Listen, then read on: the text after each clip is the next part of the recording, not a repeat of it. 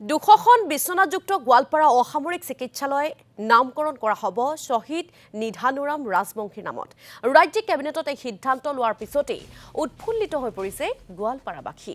কেবিনেটৰ এই সিদ্ধান্তক আদৰণি জনাই মুখ্যমন্ত্ৰীক ধন্যবাদ জ্ঞাপন কৰে কোচ ৰাজবংশী ছাত্ৰ সন্থাকে ধৰি গোৱালপাৰাবাসী ৰাইজে। আৰু এই সন্দৰ্ভত আমালৈ প্ৰতিবেদন আগবঢ়াব আমাৰ সাংবাদিক বিশ্বজিত আছে। হয়, নিশ্চয়কৈ কালি যেহেতু কেবিনেটৰ সিদ্ধান্ত লৈছে গোৱালপাৰা অসামৰিক চিকিৎসালয়ৰ নাম শ্বহীদ নিধানুৰাম ৰাজবংশীৰ নামেৰে নামাকৰণ কৰিব। সেই খবৰ গোৱালপাৰাবাসীয়ে লাভ কৰাৰ পিছতে এক উৎসৱমুখৰ পৰিৱেশে বিৰাজ কৰিছে শ্বহীদ নিধানুৰাম ৰাজবংশীৰ জন্মস্থানত। আৰু মই এতিয়া উপস্থিত চাওক, এয়া হ'ল যি শ্বহীদ নিধানুৰাম ৰাজবংশীৰ যি শ্বহীদ বেদী। আৰু ক'ব লাগিব যে যি গোৱালপাৰাৰ কোচ ৰাজবংশী ছাত্ৰ সন্থাৰ এক দীৰ্ঘদিনীয়া দাবী আছিল যে যিহেতু তেওঁ যি ভাৰত আন্দোলনৰ প্ৰথমজন যি শ্বহীদ হৈছিলে 1942 চনতে তেওঁ শ্বহীদ হৈছে, ব্ৰিটিছৰ গুলীত তেওঁ শ্বহীদ হৈছিলে। তাৰপিছত অৱহেলিত হৈ আছিলে। তাৰপিছত কোচ ৰাজবংশী ছাত্ৰ সন্থাৰ পৰা আদি কৰি বহুতে দীৰ্ঘদিনৰ দাবী কৰিছিল যে এই শ্বহীদগৰাকীক উচিত সন্মান লাগে। তাৰপিছত যিহেতু কালি যিহেতু কেবিনেটৰ সিদ্ধান্ত লৈছে যে গোৱালপাৰা অসামৰিক চিকিৎসালয়খনৰ নাম এতিয়া শ্বহীদ নিধানুৰাম ৰাজবংশী অসামৰিক চিকিৎসালয় হ'ব, সেইবাবে এক উৎসৱমুখৰ পৰিৱেশে বিৰাজ কৰিছে। ইয়াত গোৱালপাৰা কোচ ৰাজবংশী ছাত্ৰ সন্থাৰ বিষয়ববীয়াসকল আছে, তেওঁলোকৰ লগত মই কথা পাতিবলৈ যত্ন কৰিম। আচলতে এটা ভাল খবৰ কেবিনেটৰ সিদ্ধান্ত, যিহেতু তোমালোকৰ দীৰ্ঘদিনীয়া দাবী আছিলে। এতিয়া যিহেতু কেবিনেটে সিদ্ধান্ত লৈছে, এতিয়া গোৱালপাৰা অসামৰিক চিকিৎসালয়খন যিহেতু শ্বহীদ নিধানুৰাম ৰাজবংশী অসামৰিক চিকিৎসালয় হ'ব, কি ক'বা?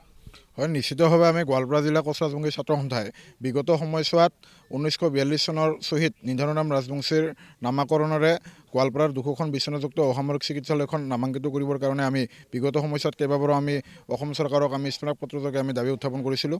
আৰু তেনেধৰণৰ এক সময়তে যোৱা 3 জানুৱাৰী তাৰিখে আমি যেতিয়া মুখ্যমন্ত্ৰী আমাৰ ডক্টৰ হিমন্ত বিশ্ব শৰ্মা মহোদয় দুধনৈলৈ ৰাভা হাছং সাহিত্য সাহিত্য পৰিষদৰ যি সচিবালয়, সেই নতুন সচিবালয়টো উদ্বোধন কৰিবৰ কাৰণে যেতিয়া আহিছিল, তেতিয়া আমি গোৱালপাৰা জিলা কোচ ৰাজবংশী ছাত্ৰ সন্থাৰ নেতৃবৃন্দই অসমৰ মাননীয় মুখ্যমন্ত্ৰী ডক্টৰ হিমন্ত বিশ্ব শৰ্মা মহোদয়ক সাক্ষাৎ কৰি আমি স্মাৰকপত্ৰযোগে এই যি গোৱালপাৰাৰ যি 200খন বিছনাযুক্ত অসামৰিক চিকিৎসালয় আছে, সেই চিকিৎসালয়খন 1942 চনৰ শ্বহীদ নিধানুৰাম ৰাজবংশীৰ নামেৰে নামাকৰণ কৰিবৰ কাৰণে আমি দাবী উত্থাপন কৰিছিলোঁ আৰু তেখেতৰ লগত কথা পাতিছিলোঁ। আৰু কথা পাতোঁতে তেখেতে আমাক প্ৰতিশ্ৰুতি প্ৰদান কৰিছিলে যে আমি কম দিনৰ ভিতৰত গোৱালপাৰা যিখন অসামৰিক চিকিৎসালয় আছে, সেই চিকিৎসালয়খন আমি শ্বহীদ নিধানুৰাম ৰাজবংশীৰ নামেৰে নামাকৰণ কৰিম বুলি তেখেতে আমাক প্ৰতিশ্ৰুতি প্ৰদান কৰিছিল।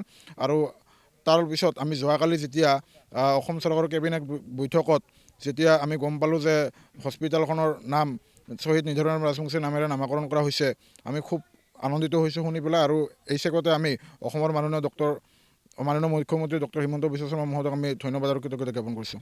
আৰু এগৰাকী বিষয়ববীয়া আছে, মই আপোনাক কৈছোঁ দাদা, আপোনালোকৰ দীৰ্ঘদিনীয়া দাবী আছিলে যে আপোনালোকৰ যি শ্বহীদ নিধানুৰাম ৰাজবংশী, যি ভাৰত আন্দোলনৰ প্ৰথমজন শ্বহীদ, তেওঁ যিহেতু ইমান দিনে লাঞ্ছিত বঞ্চিত হৈ আছিলে, কালি কেবিনেটৰ সিদ্ধান্ত লৈছে। কেবিনেটৰ সিদ্ধান্তত তেওঁৰ নামটো যিটো গোৱালপাৰা অসামৰিক চিকিৎসালয়খন তেওঁৰ নামেৰে নামাকৰণ কৰা হৈছে, কি ক'ব?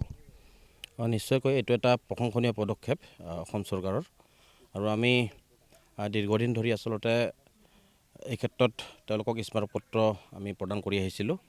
আৰু যোৱাকালি হঠাৎ আমি সিদ্ধান্তটো তেওঁলোকৰ বা এই যিটো তেওঁলোকৰ যি মানে কেবিনেটৰ যিটো সিদ্ধান্ত আমি যোৱাকালি দেখিবলৈ পালোঁ যে গোৱালপাৰা অসামৰিক চিকিৎসালয়খন আমাৰ 1942 চনৰ অবিভক্ত গোৱালপাৰা জিলাৰ একমাত্ৰ শ্বহীদ নিধানুৰাম ৰাজবংশী দেৱৰ নামত নামাকৰণ কৰা হ'ব।